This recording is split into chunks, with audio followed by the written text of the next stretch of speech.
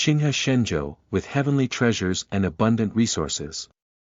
The gate is prosperous, and 100 boats compete for excellence. The Three Mountains Sage Sect has a treasure trove like a sea. The 5 sacred realms are like stars of heroes. Fang Dushu traveled through time and asked about the teachings of various sections. He inherited the secret teachings of the Zhong Ding and was taught the oracle bone scripture. He continued on and opened up the future, eventually becoming a generation of ancestors. Keywords of the novel: Qinghe Magician no pop-ups, Qinghe Magician TXT complete collection download, Qinghe Magician latest chapter reading. Chapter 1. Night Pedestrians. You are listening at Novel Full.audio. Chapter 1. Night Pedestrians. At dusk, a mournful crow suddenly rang out from the originally silent mountains and forests. This black-haired crow perched on the pine tree at the mountaintop, greedily staring at the green-robed young man lying dead for a long time at the foot of the mountain. The crow believed that the young man in the green robe had already died. It flew away from the treetops and landed on the young man in the green robe, ready to enjoy a delicious meal. Unexpectedly, it just opened its mouth and pecked, and the young man in the green robe reacted by raising his hand and slapping it. This crow has a very small physique and has been pulled out several meters away. It rolled on the ground several times, and 2 feathers fell off. It was so scared that it screamed uncontrollably. With no intention of preying, it flapped its wings and ran away. The dead have come back to life. There are so many strange things in the world. Waiting for the crow to fly away. Fang Dushu also opened his eyes, and his heart became even more strange. He half sat up, looking left and right. He didn't know where this was, and everything around him was unfamiliar to him.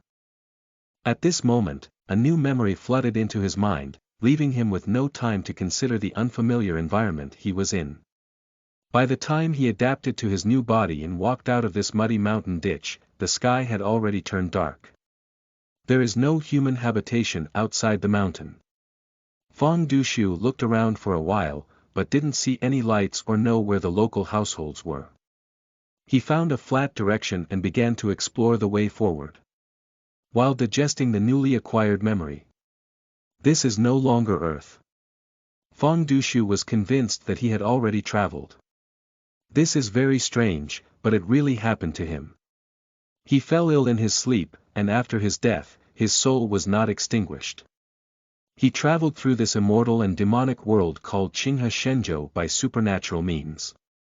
The green-robed youth he possessed and fused is a cultivator. I am already 20 years old this year, and my cultivation is during the Qi cultivation period.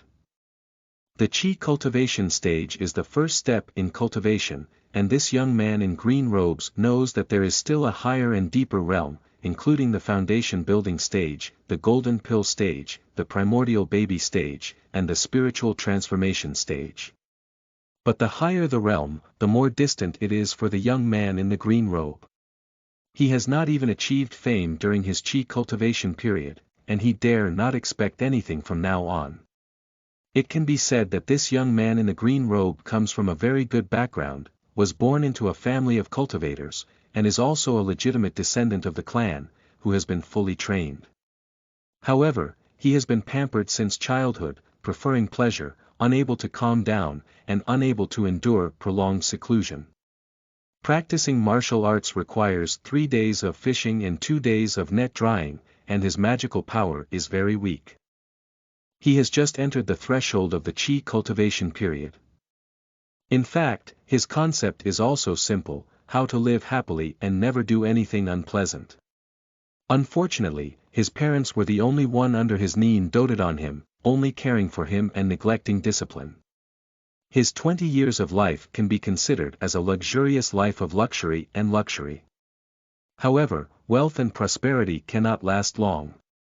A few days ago, the family of this young man in green robes encountered a sudden disaster of war, with their homes overturned and dilapidated, and their people scattered and fled. The young man in the green robe was also brutally pursued. He was not good at fighting and was beaten all the way. When he escaped to the nearby mountain ditch, he was seriously injured and unconscious. This mountainous area is called Liangjie Mountain, located at the intersection of the two countries, and belongs to the 3 no matter zone, where people are usually not seen. The young man in the green robe received no assistance and died alone in the mountains and fields, then was revived by Fang Dushu's corpse. This sounds a bit sad. But the young man in the green robe remained calm from beginning to end, without fear of death, and he did not have a strong will to survive. There are countless cultivators in the world who can truly live forever. No matter how much longevity there is, it will inevitably turn into loss in the end. So if I die, I will die. After all, I have had a good time and there are no regrets. I will start over in the next life. This is the dying thought of the green-robed youth. What does an ancient poem say? Today there is wine, today there is drunkenness, tomorrow there is sorrow, tomorrow there is sorrow. This person is lazy and lazy, not eager to make progress, but he lives a carefree and carefree life. Are those old monks who have endured 100 or 200 years of hardship really happier than him? After reminiscing about the brief life of the young man in the green robe, Fang Dushu gave an 8-word evaluation. Everyone has their own aspirations, there is no need to force them. He didn't waste too much time on the green-robed youth either, and soon forgot about it. He has replaced the green-robed youth. From now on, Fang Dushu pinched the fat on his face. This young master had a wealthy physique, and his physique was a bit chubby. He always felt his blood pressure rising and said, this fat should be reduced. With this thought in mind, he suddenly caught a glimpse of a dim light shining ahead. At first, he thought he had met a local family. As I approached, I saw someone carrying a lantern. In the middle of the night, who would smear the road in the wilderness? The person was hesitating whether to go over and meet, but had already noticed his figure. In the blink of an eye, the person floated up to him. He greeted Fang Dushu with a clasped fist and said, "This young man, you're very polite." Facing the lantern fire, Fang Dushu saw him wearing a cinnabar hat, a Shilshire brocade robe, and a noble young master's attire, very upright. Fang Dushu also learned his face etiquette and made a bow, saying, "I have seen you, young master. Don't be nervous, little brother. It's been late at night. When I saw you traveling alone, I came to ask, where are you going?" The young master spoke in a gentle voice and said, "Have you encountered any difficulties again? My house lives nearby and I can help." Fang Dushu pointed behind him and honestly said, "There's a mountain ditch over there. I just woke up inside and came out for a walk. There's nothing specific to do." The young master was taken aback at the words and said, "Sleeping by the ditch. You're not afraid, young man? Are you a fellow cultivator?" Fang Dushu does not deny, "Although I have not practiced for a long time, I can still be considered a fellow Taoist. It is natural to be called a Taoist friend."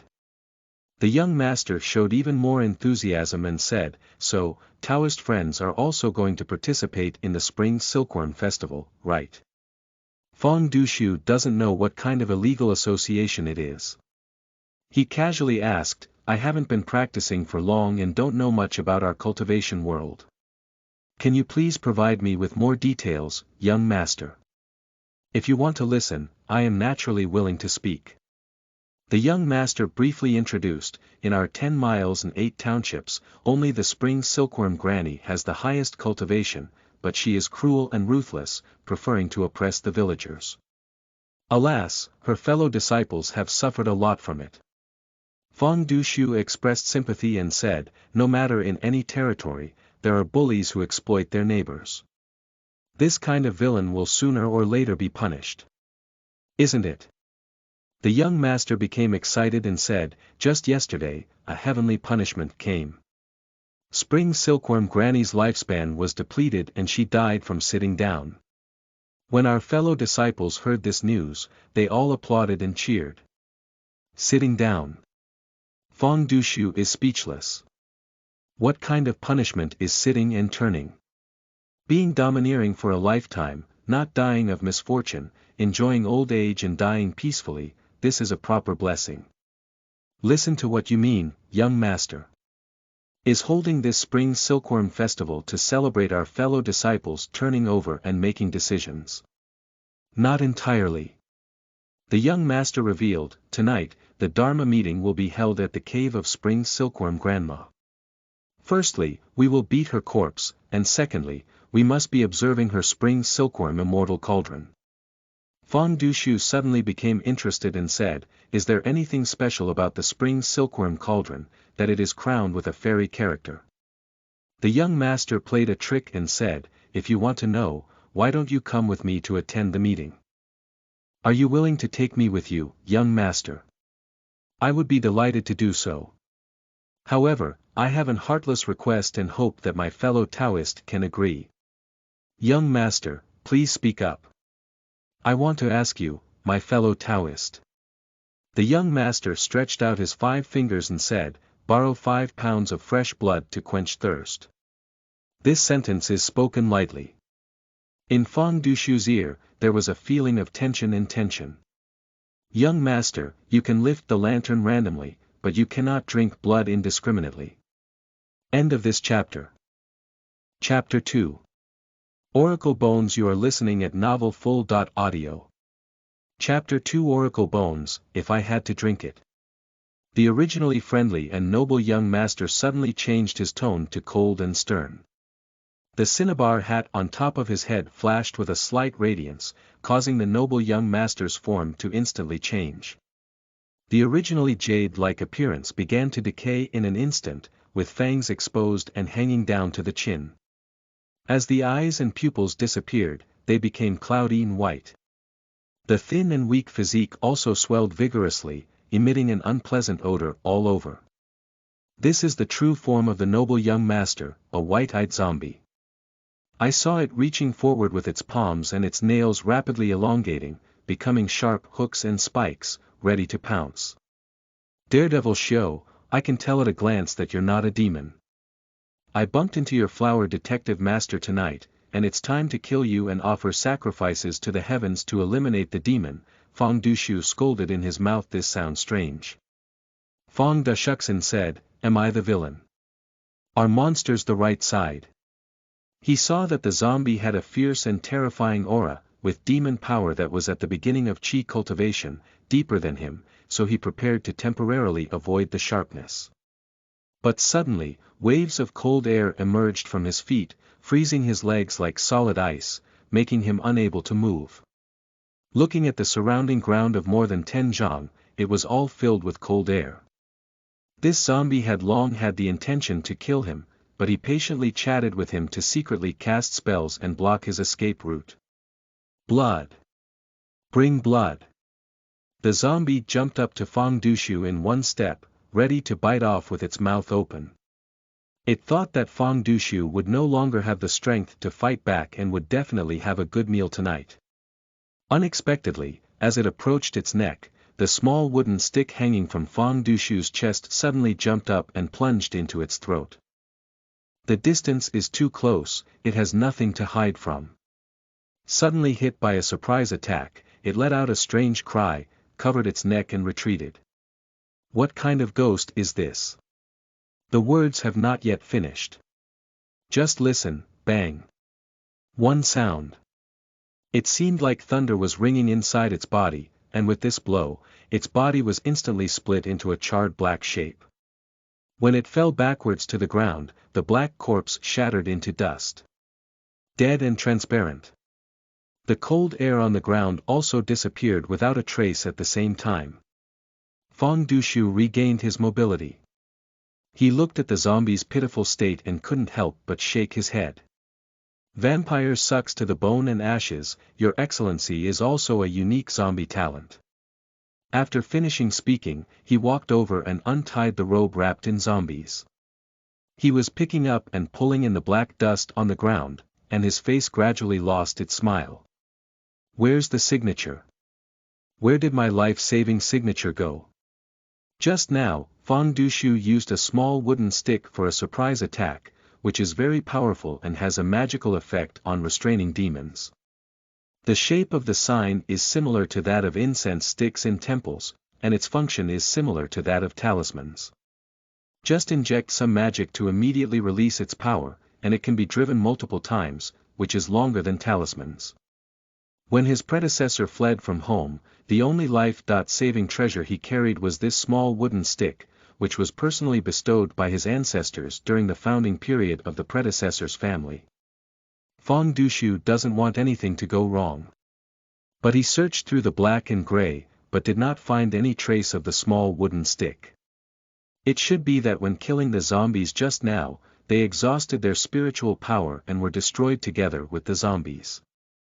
During his escape, his predecessor used up all the treasures on his body and used the small wooden swab multiple times. This swab is not a magical tool and will be scrapped if his spiritual power is depleted. Fang Dushu couldn't help but secretly exclaim regret. Now that there is no life-saving visa, if encountering monsters again, Fang Dushu will have no means to defeat the enemy. However, this zombie has a strong intelligence, so it must have collected self-defense treasures. After a thorough search, Fang Dushu was very disappointed in his heart. Inside the remains of the zombie, there is only one oracle bone and a cinnabar hat, and nothing else. The oracle bones are all dark green in color, half the size of a palm, and have a shape similar to a regular turtle shell, which is not surprising. Fang Dushu's mana was infused into the oracle bone, but no response was detected. He picked up his cinnabar hat again and looked at it with great interest. This hat is strange, it can change the appearance of zombies and also block the scent of zombies. It must be a special tool. Fang Dushu judged that the cinnabar hat was a treasure and casually put it on his head. As a result, his figure immediately changed, transforming into the appearance of a noble young master, and his body was transformed from fat to thin and thin. He is quite pleased in his heart. I thought to myself, this hat has the power of disguise. I can pretend to be a noble young master. At least there will be less trouble on my way. Just now, the zombie talked about a gathering of monsters from all over the country tonight. It is expected that everyone knows zombies, and he travels in the guise of zombies. Even if he encounters fellow monsters, he should be able to hide everything from the world. After dressing up properly, Fang Dushu shook his sleeve, scattered the zombie black dust, and wiped away the traces of the scene before continuing his journey. He hopes to get out of this area full of ghostly corpses as soon as possible. Unfortunately, things didn't go as planned. He couldn't distinguish direction in the dark night, and after walking for about half an hour, he circled back to the path of the zombies. The wilderness at night is like a maze. He thought to himself, since we can't find the way out, why don't we stop here and wait until dawn before setting off? He plans to find a hidden place nearby and rest until dawn. As a result, a bonfire suddenly lit up ahead, with a strong glow illuminating a large area of the environment. Fang Dushu secretly observed for a while and found a fire burning in a valley. In that valley, there are large ghostly figures wandering and emitting eerie screams. Fang Dushu suddenly felt his scalp tingling and wanted to take a detour to leave. But as soon as he turned around, he saw a green-skinned zombie carrying a basket walking towards him. Master Huatan. The green-skinned zombie had a hole in its chin, causing its voice to be muffled, as if it were leaking air. However, it moved swiftly and knelt down in front of Fang Dushu with a thud, saying, "I'll see you, sir. Wishing you all the best." Fang Dushu saw that its demonic power was inferior, as if it had just transformed into a demon and could not discern its identity. Fang Dushu immediately demonstrated his acting skills on the spot and began to take on the role of Huatan Laoyi. "Everyone is from the corpse path, brother, you don't need to be polite, get up quickly." Fang Dushu extended his sleeve and gestured. "Ah! The master is a body of 10,000 gold, and he dare not be called a brother. He is really a little broken." The green-skinned zombie kowtowed even harder, as if he had committed some unforgivable sin. In the circle of monsters, there is a clear distinction of hierarchy. They place greater emphasis on strength, status, and hierarchical relationships than humans. Fang Dushu was not familiar with their customs and curiously asked, if it's not called brother, what should it be called you? In the past, the master always called him a little bucket or a old bucket. The green-skinned zombie cautiously said, moreover, every time the master sees me, he punches and kicks me. Tonight, suddenly being so kind to me makes me anxious. Does kindness make you uneasy? Fang Dushu hooked his hand at it and said, then come over. The green-skinned zombie dared not disobey and ran to Fang Dushu. It thought the master had something to remind, but was slapped hard by Fang Dushu. It is in a daze. Fang Dushu slapped him back and said, fool. I'll give you some thin noodles as a gesture of filial piety. If you don't pay the tribute quickly, you'll be talking endlessly. You really owe me a meal. End of this chapter. Chapter 3. Spring Silkworm Technique Meeting, for collection, you are listening at novelfull.audio. Chapter 3 Spring Silkworm Technique Meeting, for collection, Master, calm down. Master, forgive me. The green-skinned zombie was beaten, not only not annoyed, but also breathed a sigh of relief, feeling that his master had finally returned to his usual state. Fang Dushu also relaxed and found that the little zombie had insufficient intelligence. It was a clump of elm and was easy to deal with. I saw the green-skinned zombie quickly untie the basket on its back and take out a rusty iron pot from the basket. He raised his hands and presented it to Fang Dushu in a sacrificial manner. I'm lucky. While sleeping in the tomb during the day, a local python happened to pass by and was caught by me. I peeled off the python's skin and collected half a pound of blood. Please taste it, sir. Zombies have good blood, just like drunkards have good wine. Blood is what zombies love the most. Fang Dushu, however, looked disdainful and said, python blood is lowly, how can I deserve it to be consumed by this master? The green-skinned zombie exclaimed urgently, but apart from python blood, there's nothing else left for the small ones to accumulate. It quickly asked again, Master, why don't you go outside the mountain and hunt for the precious blood of mortals to redeem yourself? Fang Dushu sneered at it and said, with your rice barrel aptitude, can you hunt people? If you don't get caught and cut into pieces, you can burn high incense. That's right. It's useless, please scold the master. The green-skinned zombie was straightforward. It's too much effort to hit you. Fang Dushu scolded and pointed to its basket. Besides blood, do you have any other treasures? There's still some food. The green-skinned zombie buried its head and dug into the basket. Get up. Fang Dushu kicked over the green-skinned zombie and knocked down the basket. He personally inspected it. But the green-skinned zombie is a poor person, although the basket is full, it is a pile of junk. I rummaged through the junk. Fang Dushu pinched out a green pearl the size of a walnut and said, what is this? Report to the master, this is the small sacrificial refined imperial wind pearl. What is it used for? After transforming into a demon, the little one comprehends a skill called wind control technique that can increase their foot speed. The little one can refine the demon wind into a pearl and use it as a magic weapon. Even if the little demon's power is exhausted, with this pearl alone, they can run and escape quickly. Escape. What's going on? I don't want to serve my master anymore. Are you starting a new life? I am truly loyal, I swear to die and be loyal to my master. The green-skinned zombie swore to the heavens. I'm also afraid that my own master won't believe me. It grabbed a short knife from the rags and chopped off its tail finger with one strike, showing sincerity. If you violate this loyalty, you will still point it out like this. I'll go. I really didn't see that you, a little corpse demon, are still a model of loyalty in the world. Fang Dushu was very satisfied and threw the imperial wind pearl in his hand, saying, I have accepted this pearl. In order to reward your loyalty, I have promoted you to be my chief confidant. Thank you for your kindness, master. The green-skinned zombie was overjoyed and banged its head. Fang Dushu is also very happy, and he plans to make good use of this zombie.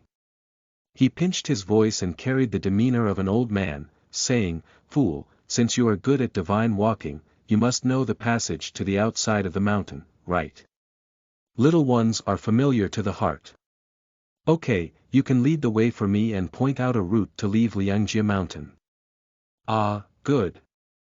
But the green-skinned zombie suddenly turned its head and pointed to the valley. "Master, you are the leader of the Spring Silkworm Festival tonight. Are you really absent from such an important occasion? Do you still want the immortal cauldron of Spring Silkworm, Grandma?" Fang Dushu became curious and thought to himself that Zombie Flower Detective was actually the boss of the monster. From this perspective, the monsters participating in the Spring Silkworm Festival tonight should not have stronger cultivation than flower detectors. Are there any other leaders besides me? Did you forget, sir? You are just the leader of our corpse cultivation. The green-skinned zombie answered every question. The leader of the bone cultivation is the Iron Bone Master, and the leader of the ghost cultivation is the red-robed Granny. Corpse monsters, bone monsters, and ghost monsters, these are the monster groups attending tonight's conference. These three major demon tribes are all in, with similar bloodlines and the ability to speak and act in human affairs. Therefore, they gather in clusters of 10 miles and 8 townships, adjacent to each other, and each tribe has a leader who specializes in squeezing small minions. Fang Dushu was about to ask in detail about the situation of the Iron Bone Master and the red-robed Granny. Suddenly, an elderly female voice came from behind. "Hua Tandao friend, we have already reached the valley entrance. Why not go in?" Fang Dushu looked back and saw a lantern flying from far to near. This is a female ghost dressed in a red robe, with a slightly feminine physique, but her appearance is really hard to praise. Her hair is messy, like a chicken house, and her face is full of blood holes, which distorts her facial features. Her tongue hangs outside her mouth again, oozing pus, and the more you look at it, the more disgusting it is. Fang Dushu couldn't help but think to himself, aren't female ghosts all the beautiful styles of Shaoqian? How can this ghost woman be like a mother Yaka? When feeling puzzled, the green-skinned zombie bowed to the side and said, "Little one, see the red-robed grandmother. It just mentioned to Dushu that the red-robed Granny is the leader of the ghost cultivation. Identity is about to emerge." Fang Dushu took the opportunity to reply, "I stopped at the mouth of the valley, naturally welcoming you, the red-robed Taoist. Let Hua Tandao's friends welcome you, the old lady can't afford it." With a polite tone from the old lady in the red robe, Du Shu from the court extended her arm and said, "Iron Bone Dao, you are a quick-witted person, you must be the first to arrive. Let's not delay any longer, let's go into the valley." This female ghost and flower detective are both leaders in the ghostly circle when discussing friendship. If Fang Dushu leaves now, he will definitely show his horse's feet. Therefore, Fang Dushu must bravely participate in this Dharma meeting. However, on the other hand, with the status of this female ghost, she couldn't even see through the details of Fang Dushu's cinnabar hat. The Iron Bone Old Master didn't expect it to be possible, and other monsters were even more difficult. Fang Dushu can attend the conference with great potential, but the risk is not significant. Even when he arrived at the valley, the monsters became suspicious of him. He had just obtained a windward pearl, but there was still room for escape. "Red-robed Taoist friends, please come first." Fang Dushu also extended his arm and walked side by side with his red-robed grandmother to the valley. There are torches and bonfires lit in the valley, illuminating the environment brightly. After Fang Dushu entered the valley, he first looked around and assessed the situation. It looks like a mess here, but there aren't many monsters.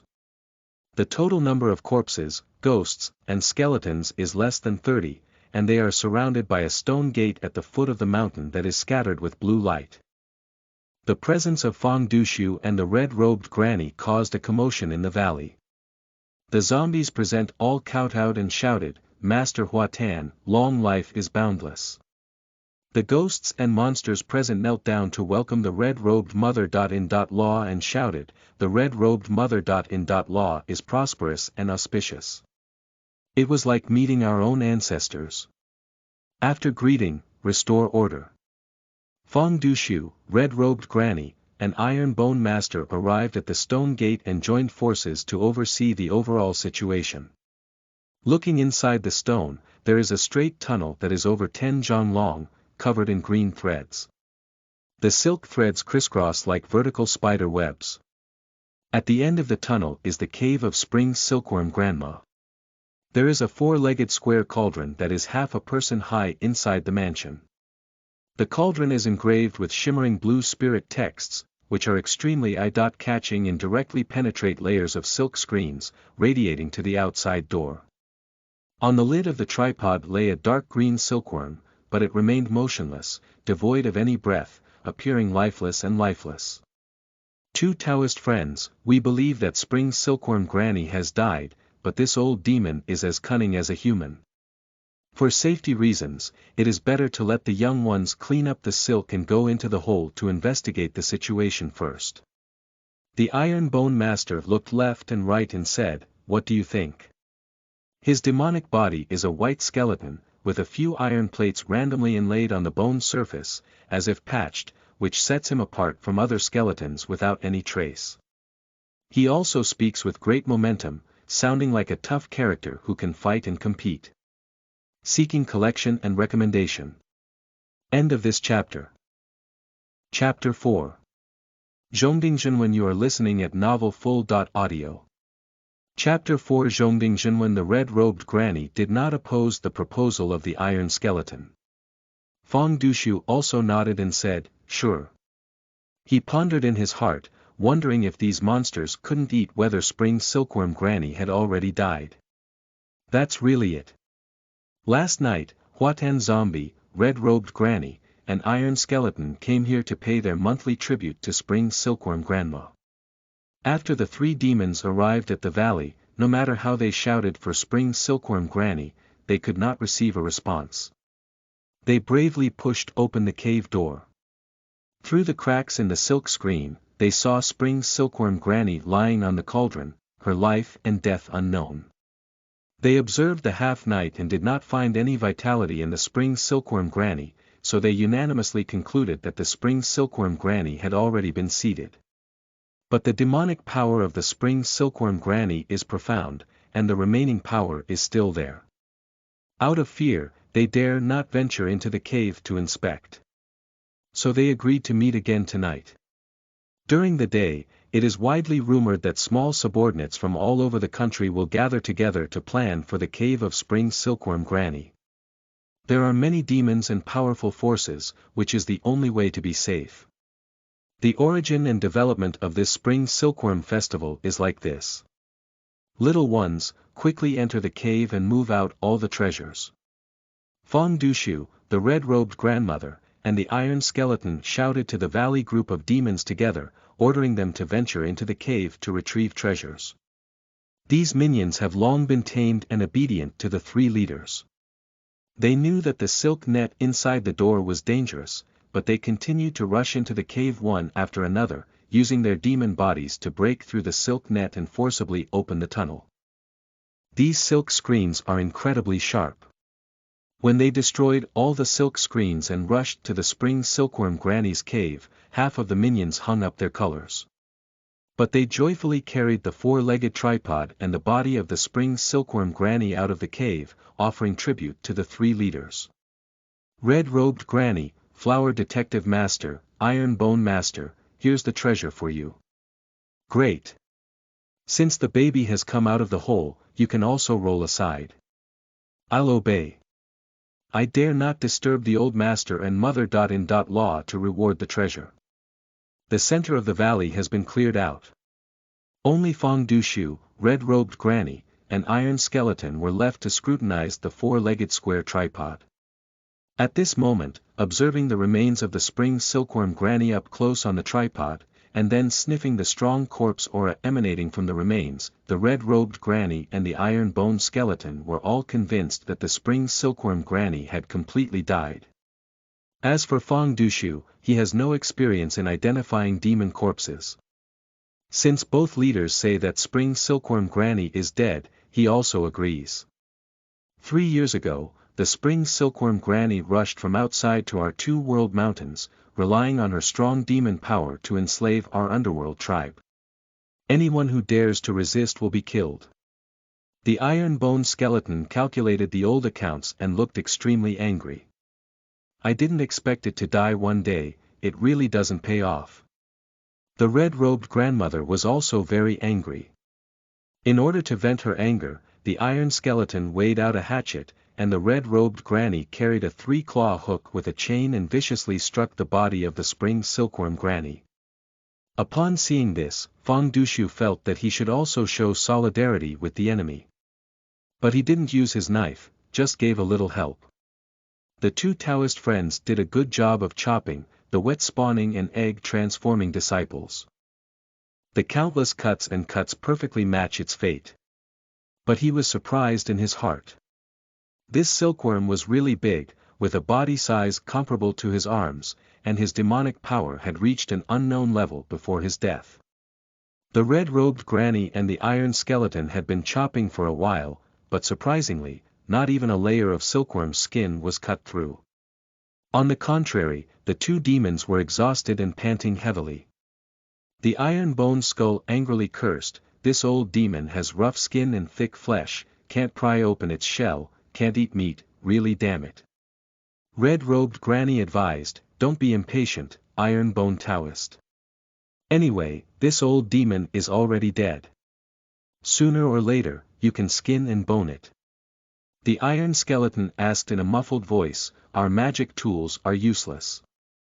How should we pick them up and how should we pick them up?"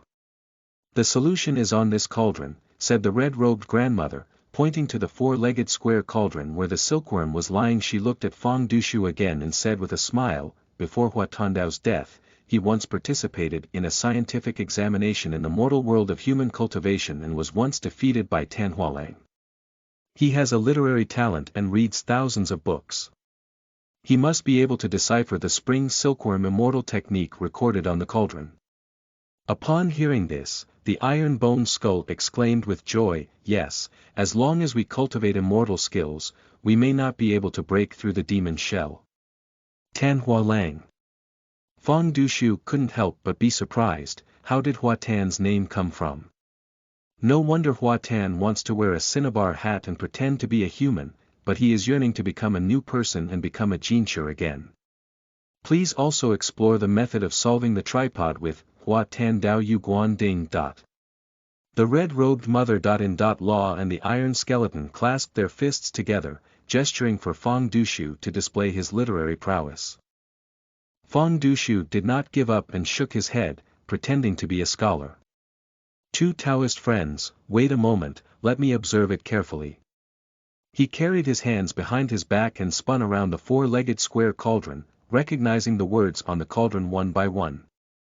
These Dingwen belong to the pictographic system. The structure is square and upright, with horizontal and vertical strokes, and the overall outline is no different from the Chinese characters recognized by Fang Dushu in his previous life. The difference lies in the fact that Dingwen seems to contain spirituality, and Fang Dushu cannot read it for a long time. If you stare at a Dingwen for a long time, there will inevitably be changes.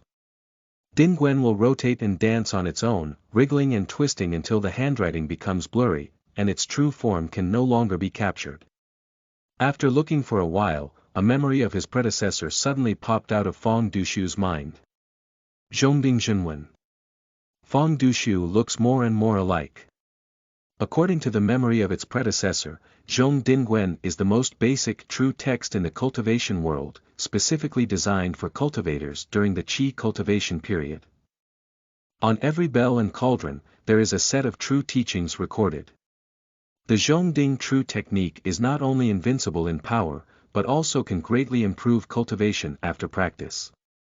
Every immortal family worships a Zhong Ding, which is a priceless heirloom.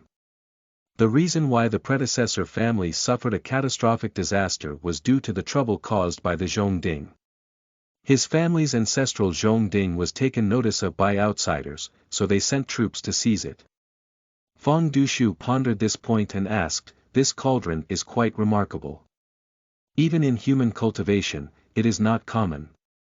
Spring Silkworm Granny is just a worm demon. Where did it come from?" The red-robed granny said, "When Spring Silkworm Granny was alive, her silkworm head was refined into a human head by it. Although it may seem like a worm demon, it understands human language. It used to be a servant of human cultivators, but after human cultivators died, it secretly took human cultivators' relics and Spring Silkworm immortal cauldron to escape to our two-world mountains." The iron-bone skeleton was impatient and urged, "Hua Tan Dao friend, don't just chat. Can you really understand the immortal technique? To be honest, Fang Dushu is like reading a heavenly book." But he remained calm and said, "If the immortal method is like ordinary text and can be easily understood, is it still called immortal?" Hua Tandao's words are in reason. The iron-bone skeleton explained, "No wonder the Spring Silkworm immortal cauldron is too tempting. It is rumored that as long as the Zhong Ding immortal technique is refined, one's cultivation will definitely advance by leaps and bounds. I can't bear it and urgently want to cultivate it." He claims to be the Spring Silkworm immortal technique, but it is not an exaggeration. The true text of Zhong Ding does indeed have an immortal flavor. Every true text of a bell and cauldron contains an ever-changing artistic conception. To master this type of writing, one must meditate and comprehend it, only by meaning, not by words. The selection of disciples from prestigious sects in the cultivation world prioritizes testing Zhong Dingwen's intelligence. Unfortunately, his predecessor did not have the qualification to participate in the cauldron, and he could not comprehend even the true text of a bell cauldron. Although Fang Dushu has integrated his predecessor's memory, he cannot be of any help in this regard. However, Fang Dushu suddenly reached out and covered a piece of oracle bone. This oracle bone is a relic of the zombie flower scout. Just now, when Fang Dushu was getting close to the surface of the cauldron, he noticed a slight reaction from the oracle bones. End of this chapter. Chapter 5. Siege, for collection, you are listening at novelfull.audio. Chapter 5 Siege, for collection, Fang Dushu held the oracle bone and then went to watch the Dingwen. The originally unfamiliar meaning of the text was actually transmitted to Fang Dushu through oracle bones. This transmission method is very unique, and Dingwen has turned into a series of hand gestures, pinched, and transmitted to Fang Dushu's mind, vividly practicing. Each cauldron text corresponds to a palm style. Even if Fang Dushu doesn't know a single text or word, it doesn't affect his mastery of the essence of Dingwen. This method of observing literature is really unimaginable. Let Fang Dushu's heart surge with turbulent waves. He also couldn't believe that Zhong Ding's true method was so easy to comprehend and succeed. Only when he observed all the inscriptions on the four-legged square cauldron did he suddenly realize. What is engraved on this cauldron is not an immortal technique at all. Oh. It's not immortality. What is it? Just a simple, Jia Ding Ko Ju. From the appearance, the Spring Silkworm cauldron in front of Fang Dushu is a bronze four-legged square cauldron. If someone who doesn't know the details of the cauldron is seeing it for the first time, they will definitely consider it as an artifact. But in reality, it is only shaped like a cauldron, with hidden mysteries hidden inside. The real thing that builds the body of the cauldron is Daowen. Fang Dushu developed a fervent desire to explore the Dao Ding and Daowen.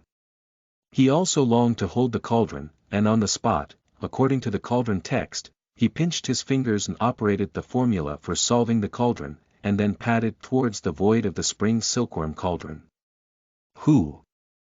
With a single sound the body of the tripod collapsed and disintegrated in an instant, like fireworks, soaring into a sky filled with stars, suspended in the valley. These stars are all dark green in color, and each one is a piece of text. Fang Dushu looked up at the night sky and said, "This is the true Zhong Ding, the complete spring silkworm immortal technique. This type of writing is the true text condensed from the ancient and modern sages in the world of cultivation, who have unparalleled talents, after realizing the Tao. The true text is then naturally aggregated into the shape of a bell and cauldron. In the early days of the Zhongding era, only the enlightened could observe and control it.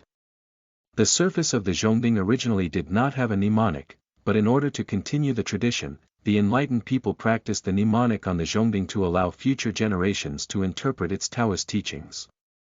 Fang Dushu can sense that each Zhong Dingwen carries surging mana. However, the current chaotic situation is not a good time for him to practice martial arts. The red-robed mother-in-law and the iron skeleton were originally eager for the spring silkworm immortal technique, but now they have no time to observe the Ding text. The two demons screamed hysterically, "Ah! Spring silkworm grandma! It's not dead!" At the moment when Fang Dushu untied the cauldron, the items inside the cauldron also came out and fell to the ground. These items are mostly human limbs and broken arms. There is also a green moth the size of a cattail fan that is particularly eye-catching. Its body is a moth, but it has a human head on its head. With blinking eyelids, it turns out to be a living creature. When the iron skeleton saw the appearance of the human head, his legs trembled in fear and he knelt down to wail, "Grandma, please forgive me. Grandma, please spare my life. I didn't mean to offend your holy authority, please forgive me." Fang Dushu heard him cry bitterly and felt very contemptuous in his heart. Iron Bone, why don't you have the surname Ro? This skeleton looks like a tough guy, but it's actually a coward. Fang Dushu was also very curious. This guy had no throat or trachea, how did he portray the human voice so realistically? This acting skills are impressive. We have already caught up with Fang Dushu. As a female streamer, the red-robed mother-in-law's performance is completely different. At first, when she saw the face of Spring Silkworm Granny, she was also startled.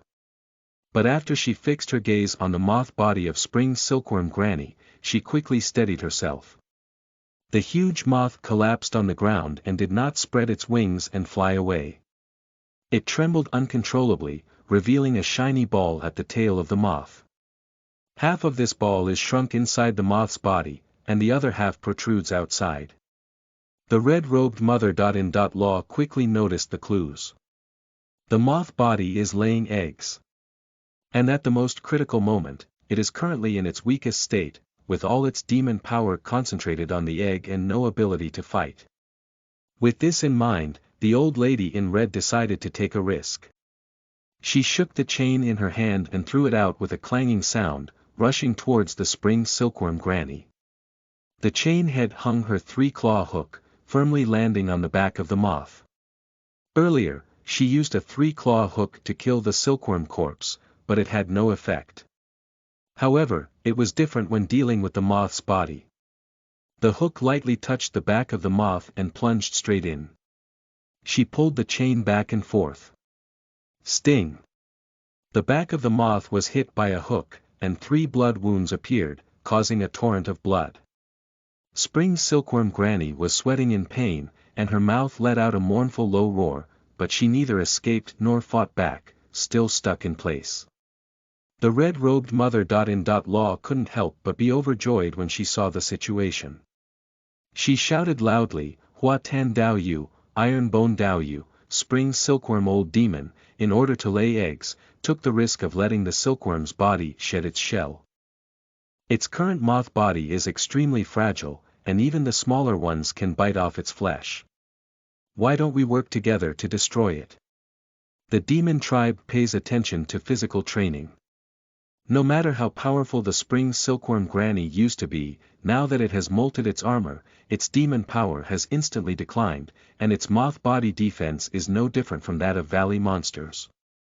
If we seize the opportunity of the decline of the spring silkworm granny's egg-laying and join forces to besiege, we may not be unable to win.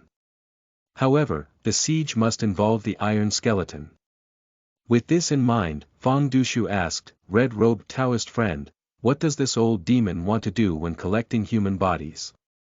The red-robed granny said, what else can we do? The human body is a great tonic, definitely waiting for its offspring to hatch and be fed. Fang Dushu immediately became furious and said, this monster is our neighbor. If it can't catch us in the future, it will definitely catch us and eat. We must kill it, otherwise everyone will have no way to survive. This was actually meant for the iron skeleton. Iron skeleton Taoist, don't be afraid of it. We have dozens of troops, it's easy to defeat it. The iron skeleton listened and stopped kowtowing. Trembling, he stood up and said, okay. Tonight, I will live and die with 2 Taoist friends. He still didn't want to fight in his heart, but if he didn't agree, Fang Dushu and the red-robed mother-in-law would definitely start with him to prevent him from becoming a 2nd or 5th child. The red-robed granny saw that everyone agreed to join forces and dared not delay any further. She immediately ordered, if you want to exterminate it, let's wait for it to lay its eggs and restore its demonic power. It will be extremely difficult to harm it again. Let the little ones take the lead. After finishing speaking, he threw the chain on his hand and whipped the left and right ghost groups, saying, charge. Zombies and skeleton monsters were also mobilized and gathered together toward Spring Silkworm Granny. The green-skinned zombie was supposed to charge, but was stopped by Fang Dushu. Rice Bucket, don't move, stay by my side to guard. The green-skinned zombie patted its chest with a bang and said, I swear to protect my master to the death. Earlier, Fang Dushu thought that his brain lacked a string, but now he has a new perspective. He cannot fully believe his words because he may be as skilled as Iron Skeleton. At this moment, the Spring Silkworm Granny saw a group of demons surrounding her. She quickly stirred up her moth wings, shook off clusters of moth powder, and formed a green mist around her, covering her moth body. The little demons had just entered the green mist area and immediately howled everywhere, with their bodies corroded and riddled with wounds. In the blink of an eye, 4 or 5 heads were killed in action. Losing in the first battle will definitely affect morale. This situation must be reversed immediately. Fang Dushu's decisive casting of spells.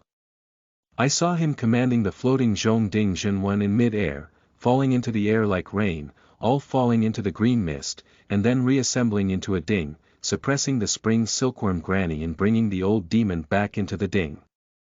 Fang Dushu grabbed the Spring Silkworm cauldron again in the void, sucked it out of the green mist, and threw it into the group of demons outside the mist.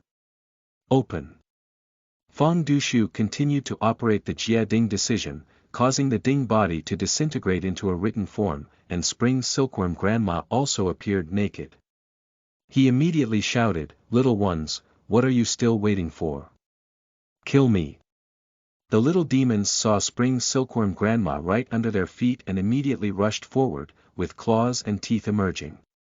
In no time, they tore and bit Spring Silkworm Grandma, leaving her body covered in bruises. Earlier, the Spring Silkworm Granny hid inside the cauldron to lay eggs. It thought that no one could understand the secret to solving the cauldron, so it swaggered and trapped itself in the cage. Unfortunately, it encountered a solitary tree above. Fang Dushu first released the cauldron to force it to reveal its true form, and then combined the cauldron to capture it from the green mist, crushing it to death. Okay. The red-robed granny and the iron-boned skeleton caught the Spring Silkworm Granny with a clean and sharp tree, both of whom were invigorated. Friend Huatan, you can use the Spring Silkworm Ding to defeat its demonic method. Let's go beat its moth body. After the 2 demons finished speaking, they teamed up and began to take action themselves. Please collect it and ask for your recommended tickets. End of this chapter. Chapter 6. God-Taking Mirror. You are listening at novelfull.audio. Chapter 6. God-Taking Mirror. The sound of killing echoed through the valley. The spring silkworm granny is like a street mouse, chased and beaten by the valley demons. It is now in a precarious situation and has nowhere to escape. It has tried to spread its wings and fly away, but the star-shaped cauldron hanging in mid-air is like an iron curtain, easily able to shoot it down to the ground. Even casting spells has no effect. Every time its demonic spell starts, it will always be thrown into the spring silkworm cauldron by Fang Dushu town. After it stops beating its flag and drum, it will be thrown out and handed over to the red-robed granny and the iron skeleton to kill. After repeatedly chopping and killing like this, spring silkworm granny quickly broke her wings and body, with severe injuries that were difficult to support, and reached the brink of death. On the brink of death, spring silkworm granny's heart was filled with anger and resentment. The spring silkworm cauldron was originally its personal accessory, but now it has become its lifeline. After studying the spring silkworm cauldron for 3 years, Jiadingko never fully comprehended it. He could only reluctantly open the lid of the cauldron and use it as a closed space. Fang Dushu only looked at the spring silkworm cauldron for an hour or two, and surprisingly, he had already unlocked the cauldron and skillfully driven it. How unfair the thief is to heaven. Thinking of this, spring silkworm grandma suddenly stopped in place and remained motionless. The old demon's strength is exhausted. The old demon has surrendered. Little ones, take one bite at a time and satisfy the old demon's craving. The red-robed grandmother and the iron skeleton leader shouted loudly. As they rushed towards the spring silkworm granny, they were about to raise their mouths and bite fiercely when they saw dense green silk splattering out, capturing them in a net. Spring silkworm grandma's unique magic is silk, and this time she vomited an extra amount of silk, as if sacrificing all the inventory in her body in one breath, tying the group of demons tightly together. The iron skeleton is like a fish in a net, struggling to no avail. It anxiously shouts, "Hua Tan Dao friend, quickly subdue this old demon with the tripod." Before he could say anything, Fang Dushu had already started taking action. But while Fang Dushu was casting his spell, a green thread suddenly ran a long distance and hung directly on his brocade robe. It then wrapped around the air and tied Fang Dushu's arms. Fang Dushu didn't expect it before, and spring silkworm grandma seemed to have just opened her mouth when the silk burst into an air raid, leaving him with no time to dodge. But it doesn't matter, although his arms are tied, it doesn't affect his casting of the imperial cauldron. Unexpectedly, at this moment, I heard the red-robed granny loudly warning, "No problem, this old demon is going to self-immolate the demon body, pull us together and die. Hua Tan Dao friend, quickly take the cauldron to suppress it. Only the spring silkworm cauldron can stop its demonic fire." Fang Dushu looked at the battlefield and saw spring silkworm granny looking at him with a resentful expression on her face. Her eyes were full of madness, and she suddenly shook her body, triggering a moth fire. The fire spread when it saw the wind, instantly igniting all the surrounding silk and spreading outward along the strands of silk. One of the lines of fire rushed rapidly towards Fang Dushu. At this critical moment, Fang Dushu attempted to join forces to suppress spring silkworm granny and prevent the spread of the fire. But spring silkworm granny was desperate. She did her best to tie the red-robed mother. Law and the iron skeleton around her, bound them into a big fried dough twists, and the tripod body could no longer hold them. Fang Dushu immediately took credit and decided to escape first. He stomped his feet fiercely, lifted his body to the ground, and the windproof pearl slipped out of his arms, transforming into a storm and rushing towards the outside of the mountain valley. But he had just flown halfway up the mountain and his body suddenly froze in the air. He did not break the entangled silk outside his body, and spring silkworm grandma desperately grabbed the other end of the silk thread, refusing to let him escape.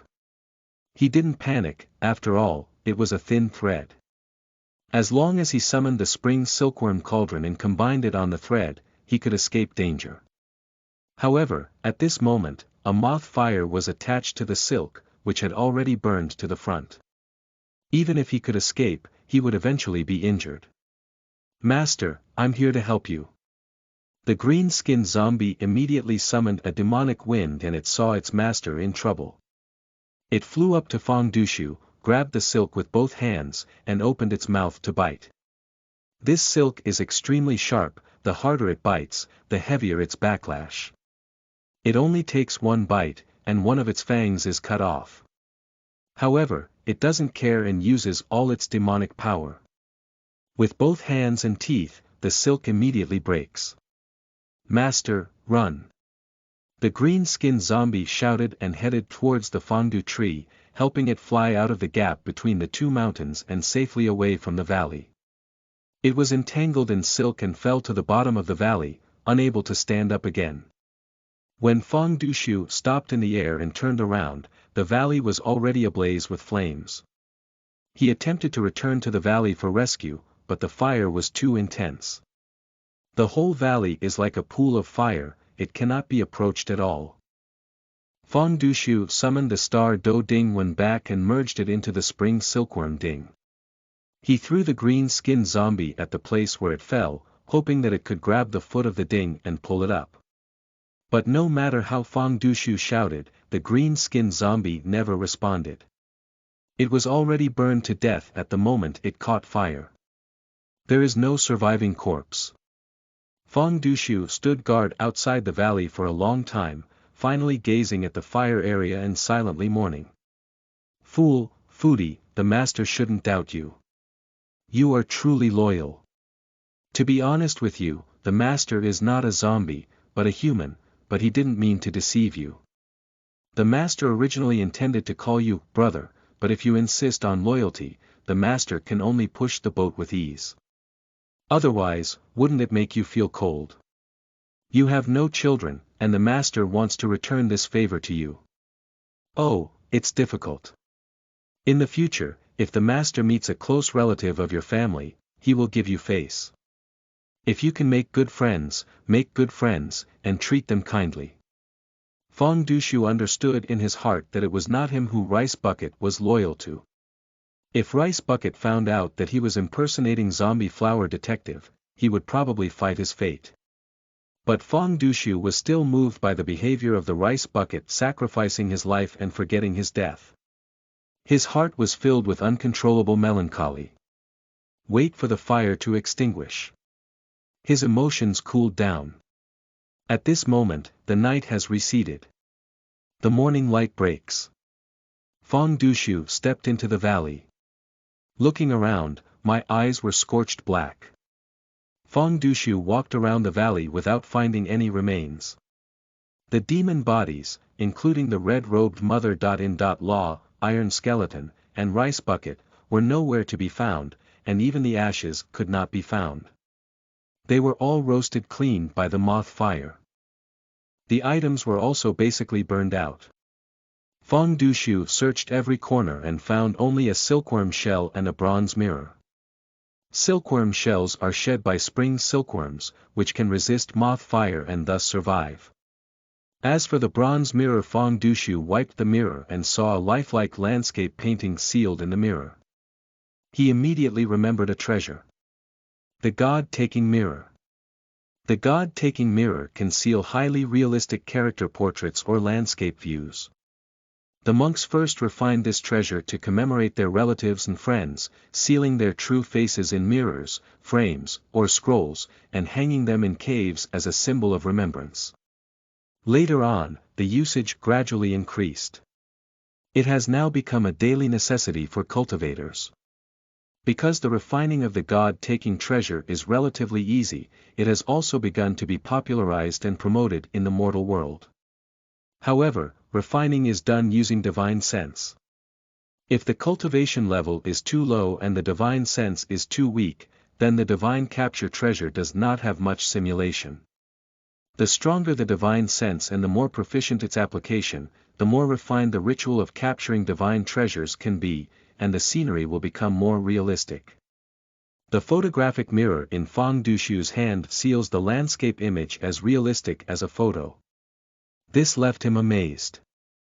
Considering that the main function of the God-taking mirror is commemorative, the refined material often avoids fire and water, which is also the reason why this mirror was not destroyed by moth fire.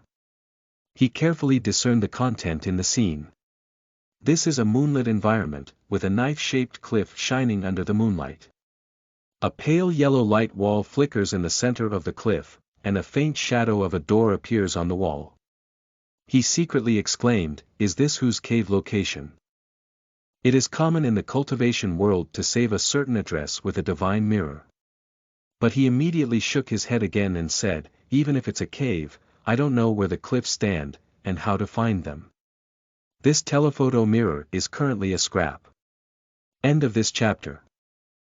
Chapter 7. Becoming Spider-Man. You are listening at novelfull.audio. Chapter 7. Becoming Spider-Man. Fang Dushu cleared the battlefield and did not stay in the valley for a long time.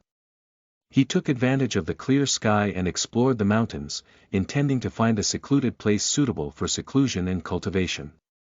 Last night. Fang Dushu is still in a hurry to leave the Two Realms mountain and search for the ancestors of his tribe outside the mountain. But now he has changed his mind.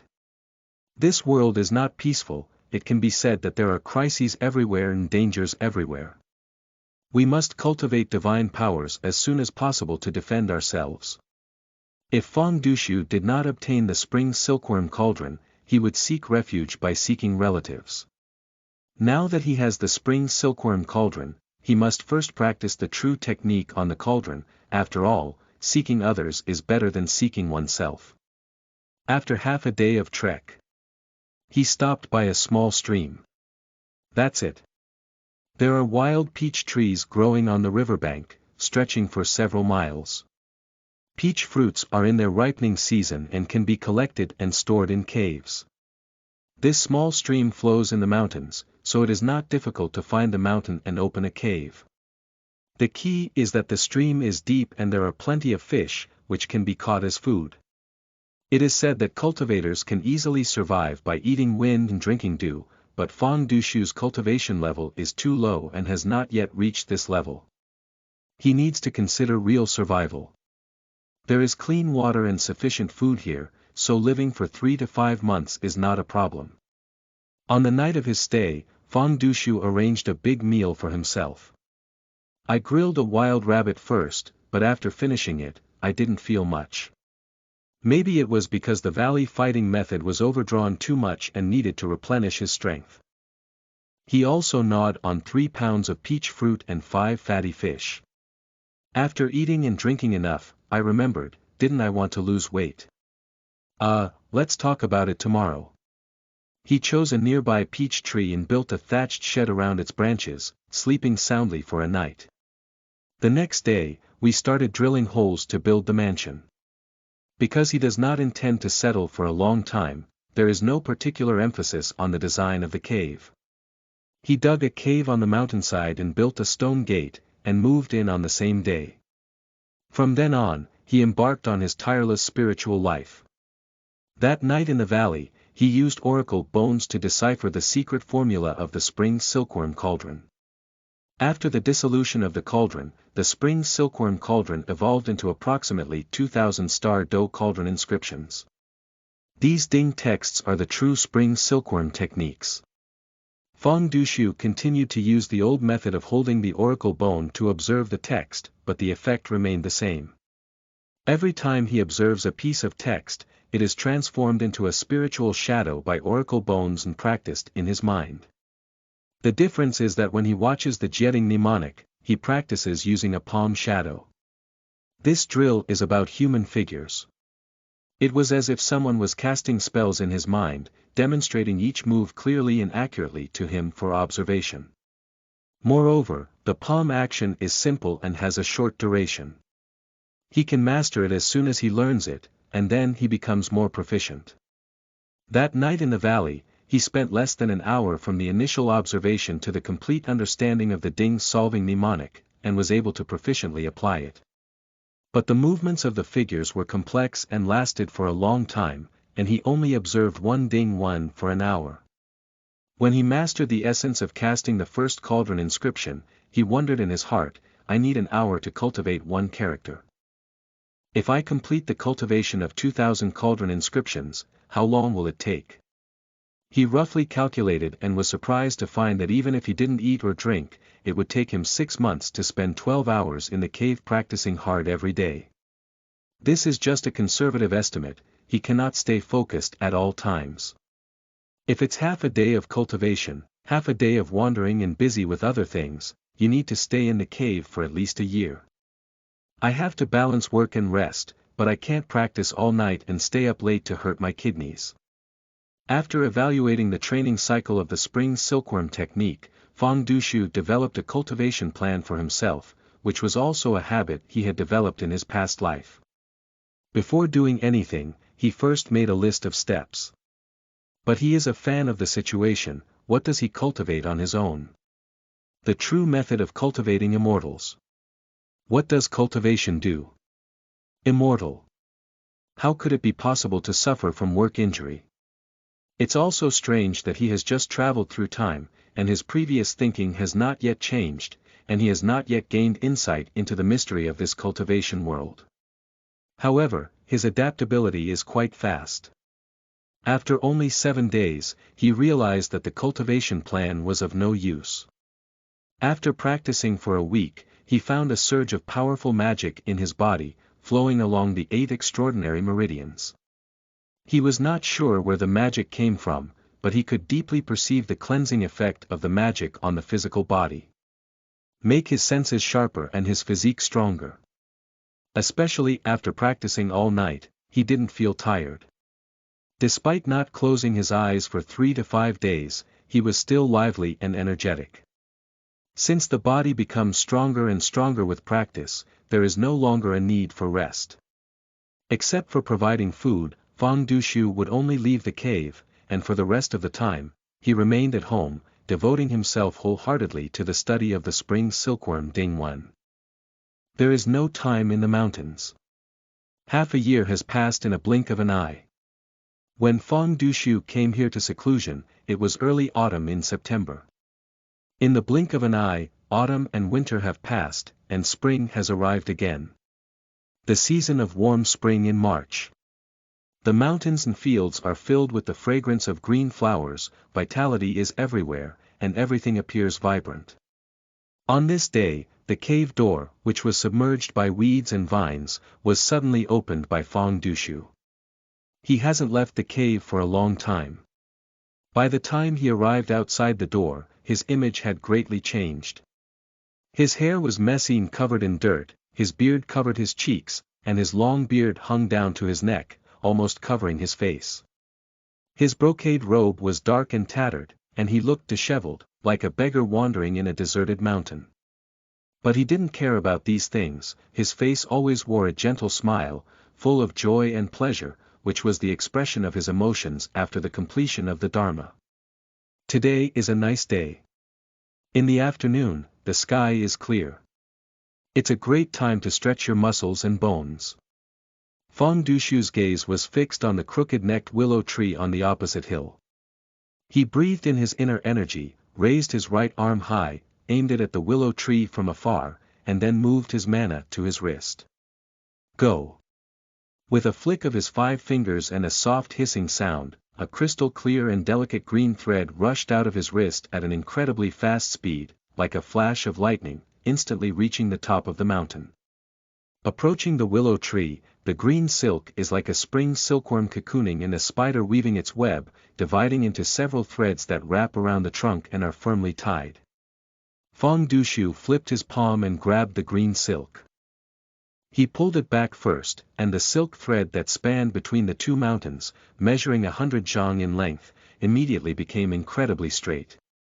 It is also full of elasticity, and with a flick of its finger, the silk body immediately emits a buzzing and trembling sound. But the heat is still not enough. Fang Dushu took a deep breath.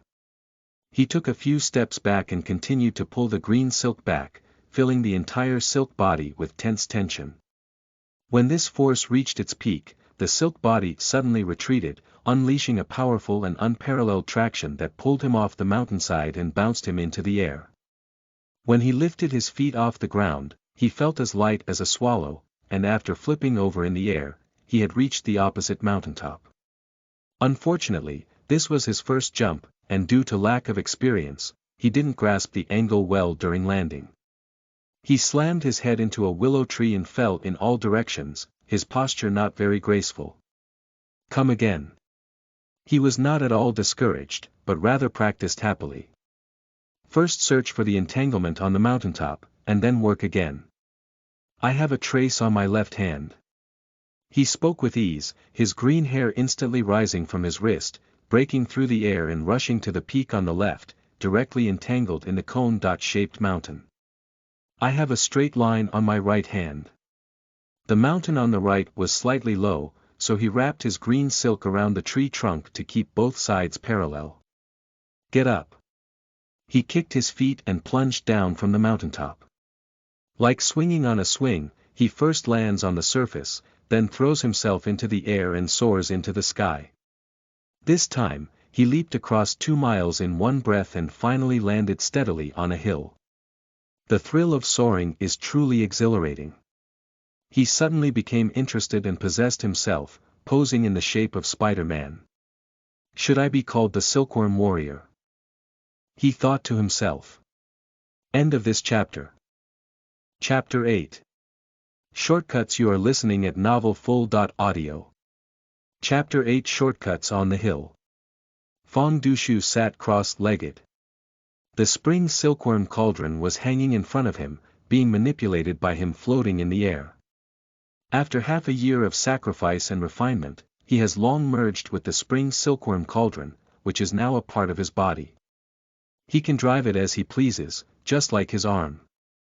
Although the spring silkworm cauldron has the shape of a cauldron, it is not a utensil, but rather a condensation of real texts. True text is also manifested through magic. So it takes the form of a cauldron, but in reality it is the Dharma. Since it is a spell, the spring silkworm cauldron can naturally change as desired. When the spring silkworm cauldron was first discovered in the valley, it was about half a person tall and is now reduced to the size of a fist by Fang Dushu. I saw him pointing towards the surface of the cauldron, and the cauldron immediately disintegrated into scattered cauldron inscriptions. He shook his finger again, and the cauldron text changed one after another, transforming into dense blue threads. For the past 6 months, Fang Dushu has been continuously refining Dingwan, and every one when he refines can transform into a filamentous shape.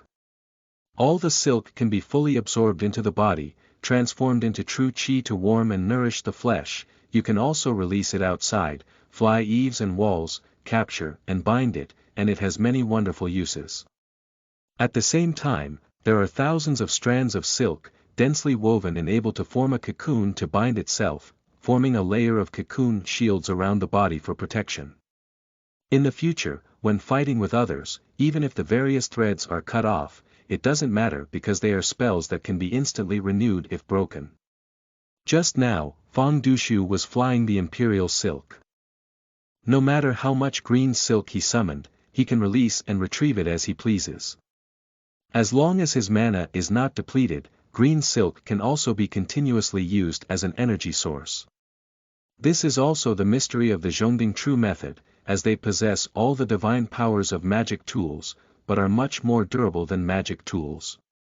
However, these advantages of the spring silkworm Ding are all secondary. What Fang Dushu truly cares about is only one thing.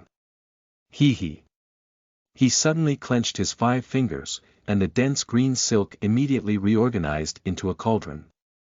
It spun in the air for a moment, turning into a green light that penetrated into his forehead and disappeared without a trace. He pondered in his heart, before I closed down, my cultivation only had 1 level of qi cultivation. After practicing the spring silkworm true technique, it was as if I had magical power to infuse my body, allowing me to improve my cultivation by thousands of miles in a day. Surprisingly, I jumped to the 3rd level of qi cultivation. The qi cultivation period is the beginning and foundation of cultivation, with a total of 12 levels of small realms. According to the progress of refining tripods, if Fang Dushu can find 6 tripods and successfully cultivate all the true methods of the tripods, then he can directly reach the great perfection of the qi cultivation period. This is an unparalleled shortcut to cultivation.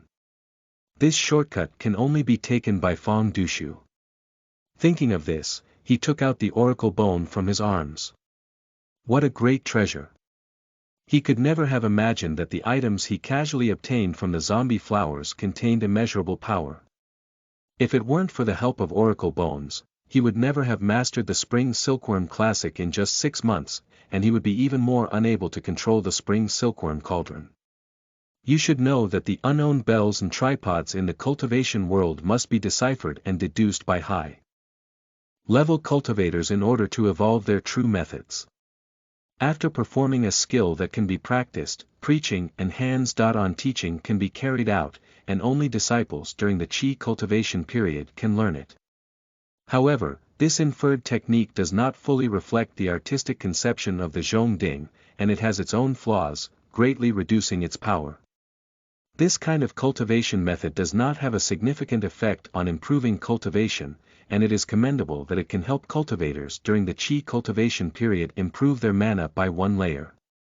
Fang Dushu has oracle bones in his hand, and he can fully comprehend the essence of the Zhong Ding true method, which led to a rapid improvement in cultivation, directly reaching 2 levels. So he can be promoted like this, but other cultivators cannot. Next, I'm going to search for a new cauldron. But where is the unowned cauldron? He thought to himself that those immortal aristocratic families do have Zhong Ding in their collections, but they are worshipped by the imperial family. If they want to own these Zhong Ding, they must either steal them privately or openly rob them. Those immortal cultivation sects also have numerous Zhong Ding, and if they can join a certain immortal sect, they may have the opportunity to be granted inheritance. After considering it, Fang Dushu plans to visit the immortal sect and also look for the ancestors along the way. He had a plan in his heart and was ready to return to the cave to pack his bags. As the silk sacrifice was about to take off, I suddenly heard a roar of beasts coming from afar. He focused on searching and found a black bear at the foot of the next mountain, frantically pounding against a peach tree. It is March, the season when peach trees bloom. Every time the black bear collides, its petals fall like rain. A blue demonic wind blew up between the trees, trying to blow the black bear away, but to no avail. That demonic wind was in the shape of a tornado, exuding a sinister aura. Fang Dushu looked more and more familiar and said, "Hey, it's like a rice bucket casting spells." He immediately took out his cinnabar hat, transformed into a flower-shaped probe, and then descended the mountain. He landed directly at the top of the peach tree, aimed at the black bear, pinched his finger, and promptly flew out a green thread, wrapping it twice around the bear's neck. The black bear suddenly encountered a surprise attack, sniffed out a dangerous smell, turned around and ran, but was grabbed by Qinghe and couldn't let go. It has a hot temper and insists on breaking free from its green hair. Its fierce body stands up and uses all its brute force to dive and run. But it only took 1 step and with a thud, the bear's head rolled to the ground, and its body collapsed, gurgling out a spring of bear blood. A foodie. After tidying up the black bear, Fang Dushu turned his gaze to the demon wind and shouted. The demonic wind heard the question and immediately blew to the ground, turning on the spot and restoring its original form. This is a skeleton demon covered in blue bones, kneeling on the ground, taking off the flower basket in her hand, lifting her arms, and uttering a young female voice. "Thank you very much for saving your life, my lord. I don't have a bucket, only a fruit basket. I am willing to offer it to my lord." She is a witch, not a corpse, obviously not a beggar. Fang Dushu realized that he had mistaken the demon. The moth fire in the valley was so intense that the rice barrel could not survive. Fang Dushu is a loyal and brave subordinate like a rice bucket, holding a hint of thought. It is rare to be able to command him with ease and peace of mind. He glanced at the skeleton demon and his voice turned cold and sharp. "Who are you, the servant in front of me? You don't have a private tutor. Do you know that this place is all my territory for 10 miles? You can wander around freely." He saw peach branches inside the flower basket and rebuked, how dare you pick my peach blossoms, destroy my fruit seeds, and slap you apart. Please forgive me, my lord. Don't pat me, don't pat me. The skeleton fairy was nervous and spoke like a bean. I have only been settling here for over a month and don't understand the rules. I thought it was a wild tree in flower, so I came to collect them. If I offend my lord, please be magnanimous and spare me this time. This statement is about being knowledgeable and rational. Let Fang Dushu find no excuse to continue condemning. He jumped off the treetop and came to the face of the skeleton fairy, looking up at her up close. This female demon is wearing a peach blossom wreath on her head and peach leaf woven clothes on her body. She doesn't even have any tattered items, and there is no need to expect tribute. Fang Dushu was about to let her go when he caught a glimpse of a raised cartilage on her left wrist, resembling a blue patterned bracelet.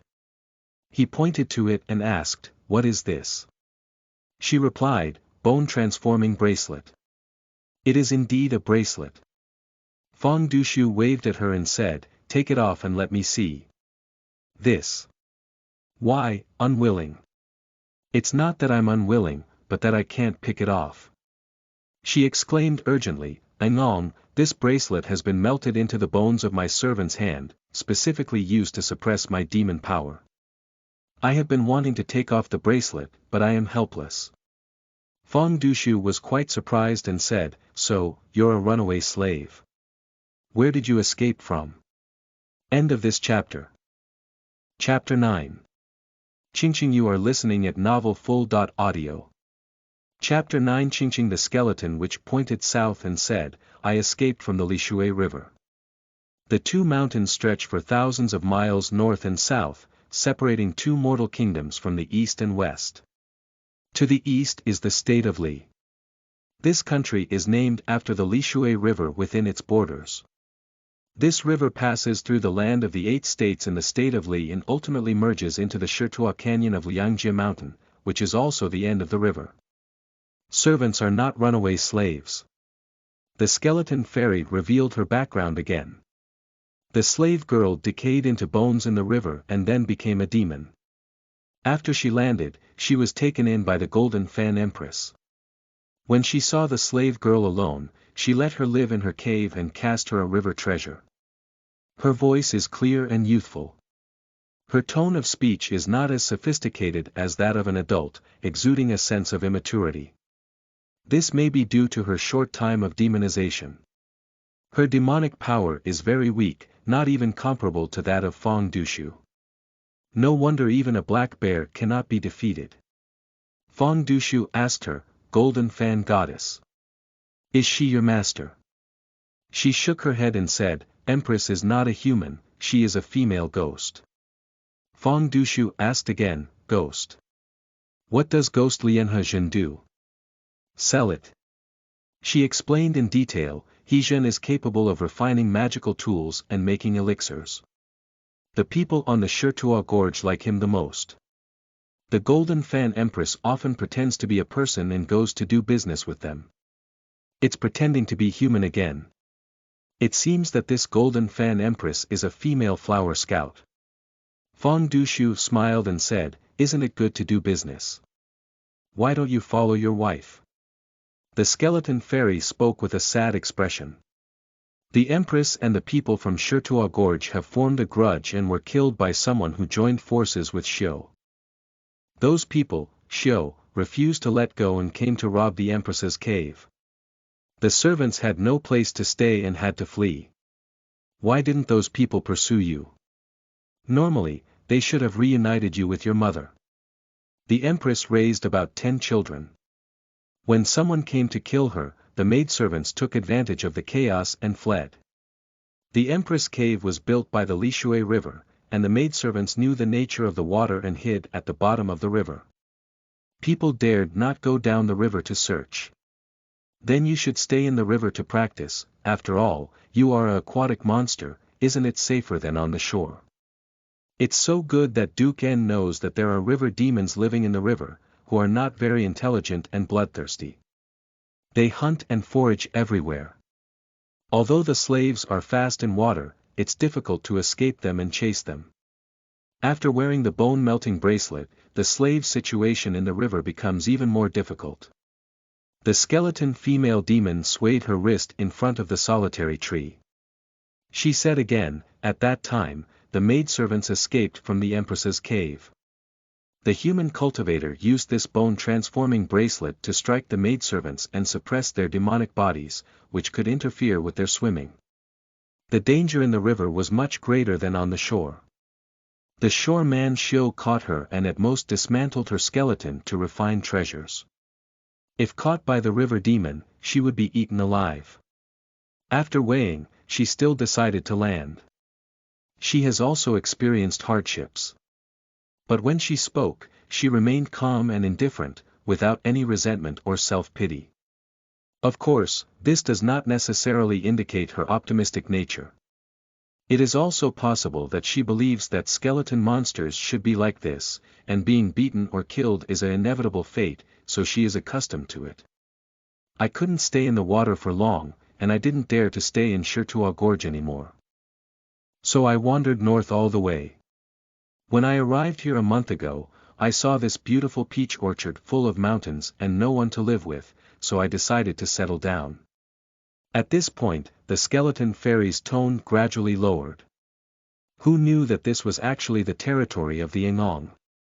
She began to wait quietly for the news to come out. Fang Dushu didn't look at her, but turned around and looked south. Shirtua Gorge is at least 100 miles away from here. The boundary where you flow is really not close. She didn't want to run so far either. If it's too close, you'll be caught by the people from Shirtua Gorge. Fang Dushu has no interest in human cultivation and does not care about her experiences. Flip your hand and lift a mirror. This is the telephoto mirror that was obtained in the valley back then. Fang Dushu showed the mountain scenery in the mirror to the skeleton female demon and said, "Take a closer look, do you recognize this place?" She was startled at just one glance. Fang Dushu couldn't help but have a bright vision. It seems like there is a play. Have you ever seen it before? Anong, this cliff is very similar to the night light by. What kind of luminous jade? Can you be more specific? When the maidservants fled, they hid during the day and rushed on at night. That night, the maidservants passed by a high cliff, which was shaped like the cliff in this mirror, flat like a knife, and there was a yellow light shining on the cliff wall. Originally, Fang Dushu was looking for the skeleton demon to watch the mirror without much hope, he just casually asked. Unexpectedly, the female demon gave him a surprise. Where is the night light by and how far is it? The skeleton fairy calculated, I am very careful on my way. I can walk up to 20 miles a night, and the night light wall is about 2 nights away from here. Fang Dushu immediately said, take me to find the night light by. As long as you find it, then I will forget about your intrusion into my territory and picking my flowers and fruits. This. She hesitated for a moment and said, Anong, there is a huge crimson living on the nightlight wall, with fists bigger than the skulls of slaves. It's better not to go. This peach orchard is so comfortable to live in, why take the risk? Stop talking nonsense. Fang Dushu didn't argue, just say whether you're going or not. She no longer hesitated and said, if Anong insists on going, then the servant will definitely lead you the way. Very good. Fang Dushu gestured to her, pick up the bear corpse and follow me. She swiftly unleashed the demonic wind, rolled up the bear corpse, followed behind Fang Dushu, looked in the direction, and couldn't help but remind, Anong, go find the night light by. We need to go south. The current direction is heading west. Of course, Fang Dushu knew. Ben Ngong hasn't had any meat dishes for several days.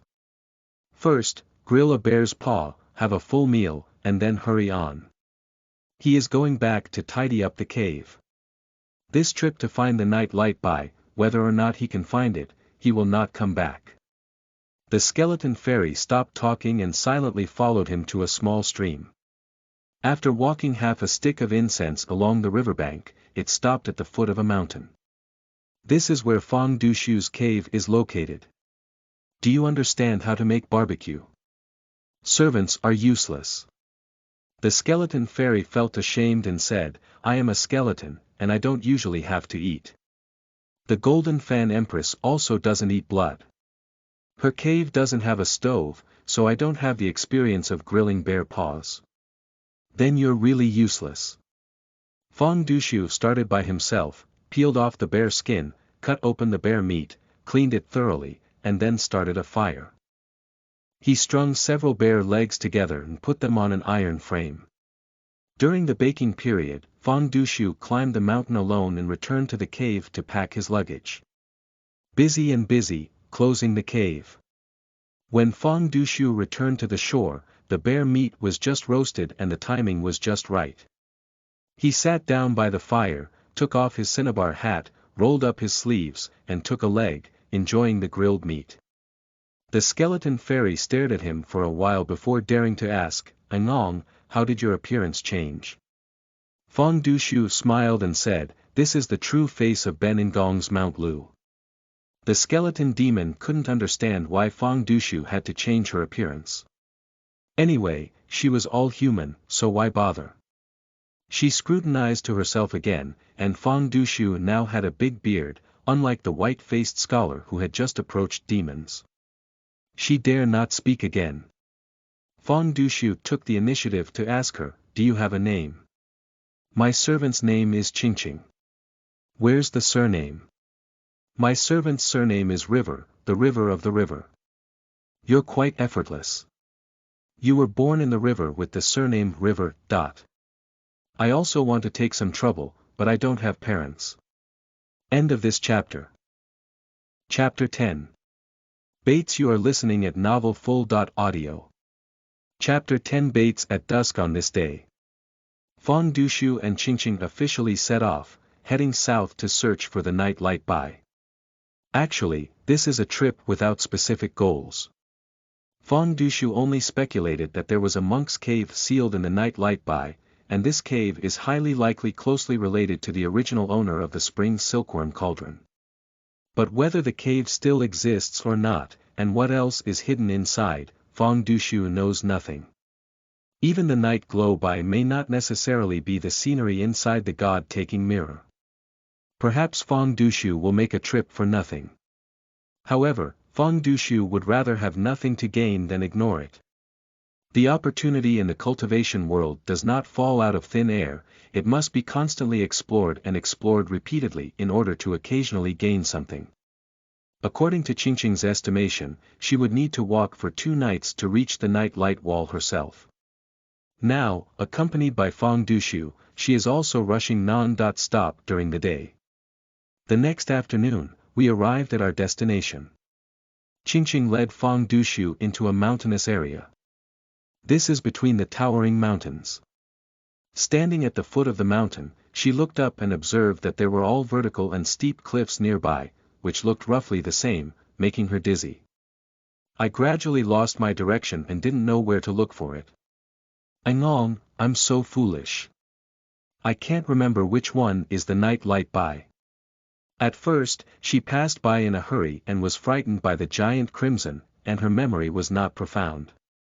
Fang Dushu comforted, you're not stupid, you're brainless. I understand your difficulties. Qingqing tilted her head in thought, yes. She only has a skull, no flesh and blood, where did she come from? Xiaingong is not strange. So what should we do now? It's not difficult to handle.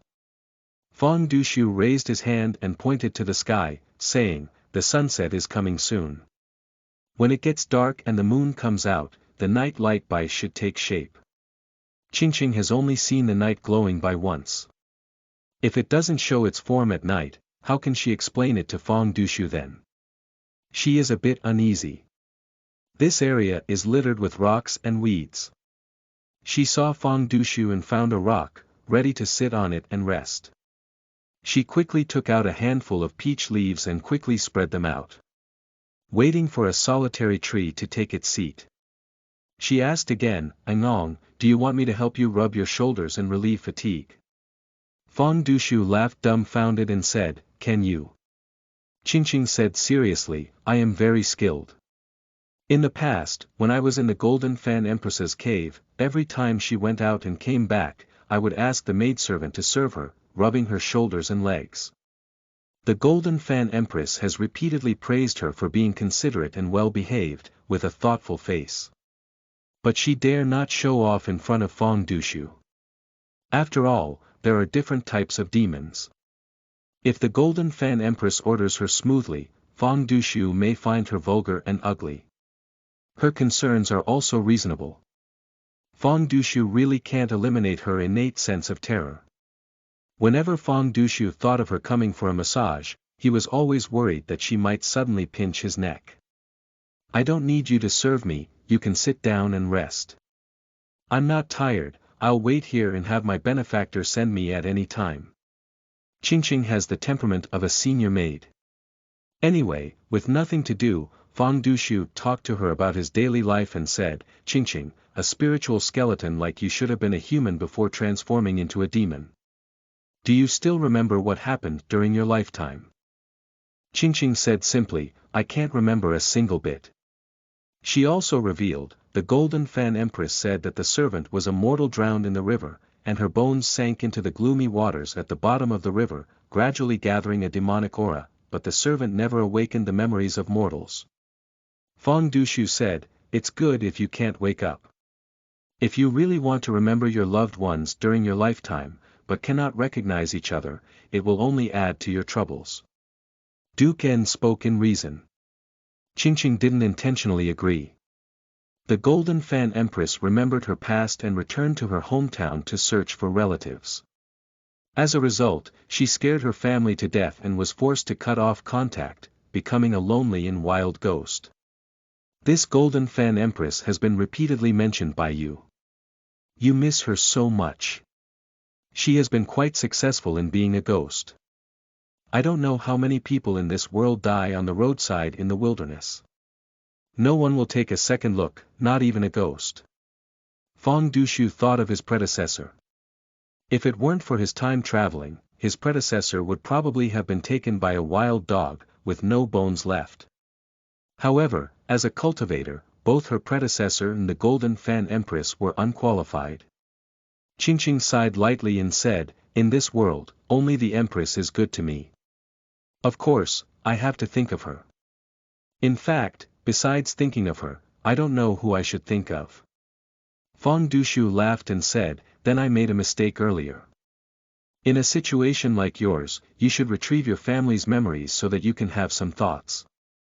Qingqing confessed, "I do want a thought, but I'm afraid of having memories. After knowing who my parents are, I think about them every day, but I can't meet them. It will definitely be even more uncomfortable then." She said in a sentimental tone, "Oh, my servant. How could I turn into a monster? It's better to let my bones turn into yellow soil so that I won't have any worries." After hearing this, Fang Dushu couldn't help but feel confused. Is the emotions of the skeleton tribe monsters so rich? It's simply fuller than anyone else. No wonder Sun Monkey needs to fight by Gu Jing 3 times and knows how to pretend. Is Qingqing pretending? Anon, look, there's a mountain shining over there. The sun is setting in the west. The sky is slowly getting dark. The night light by also shows its uniqueness. Fang Dushu gazed into the distance and saw a peak emitting a faint light among the mountains. This mountain peak is separated from him by 2 or 3 mountains. He was currently staying at the foot of the mountain, unable to witness the cliff conditions of that peak, so he waved his hand to Qingqing and said, "Let's get closer and take a look." Because there is a giant crimson guarding the night light wall. Fang Dushu and Qingqing did not go to investigate with great fanfare. They hid their figures and circled to the cliff opposite the night light wall, quietly observing the situation. Fang Dushu took out the god-taking mirror and carefully compared it with the night radiant cliff. The overall appearance of the cliff was exactly the same, and the flash cliff was also roughly the same. Anon, is this exactly the place you're looking for? I can't figure it out yet. I must personally climb up the cliff to inspect it.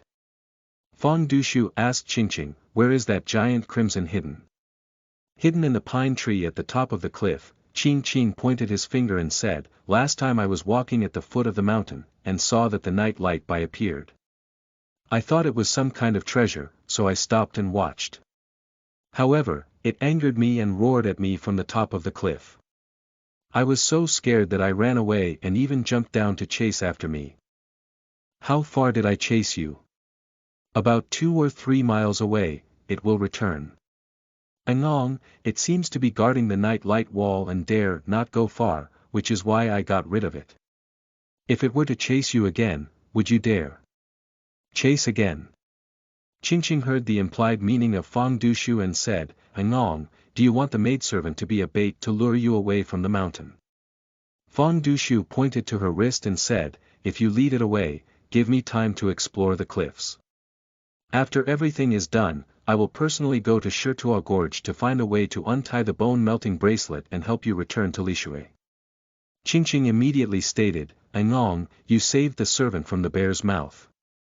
The servant had no intention of repaying you, so it was only natural for me to serve you.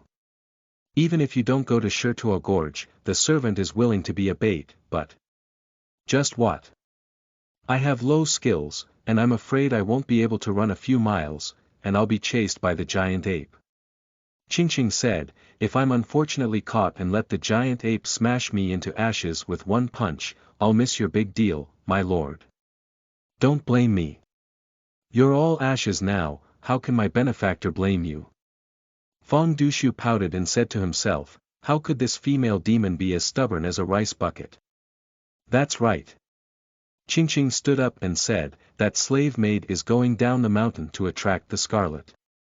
Wait a moment. Fang Dushu grabbed her and said, there is also technical content in using bait. You can't be silly and act like it. I'll arrange something for you. End of this chapter.